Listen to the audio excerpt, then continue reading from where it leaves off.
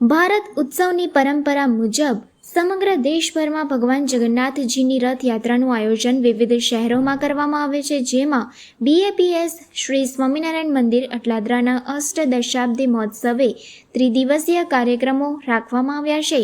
છેલ્લા 8 દાયકાઓથી સમગ્ર પંથકમાં સત્સંગ, સંસ્કાર તથા સેવાની ત્રિવેણી દ્વારા જન જન સુધી સુવાસ ફેલાવતા બોચાસણવાસી શ્રી અક્ષર પુરુષોત્તમ સંસ્થાના અટલાદરા સ્થિત મંદિર આગામી અષાઢ સુદ ત્રીજ શનિવાર તારીખ 28 જૂનના રોજ પાટોત્સવ ઉજવવા જઈ રહ્યું છે. ત્યારે પૂજ્ય સંતોના માર્ગદર્શન હેઠળ ત્રિદિવસીય ઉત્સવો ઉજવવામાં આવનાર છે, જેના ભાગરૂપે ગઈકાલે અટલાદરા સ્વામિનારાયણ મંદિર ખાતે ના પ્રાંગણમાં ભગવાન જગન્નાથની રથયાત્રા મંદિરમાં ફરાવવામાં આવી હતી અને ઉત્સવ ઉજવવામાં આવ્યો હતો, જેમાં 1500 જેટલા હરિભક્તોએ ભાગ લીધો હતો. જ્યારે મંદિરમાં 5 વખત રથને લઈને પ્રદક્ષિણા કરવામાં આવી હતી.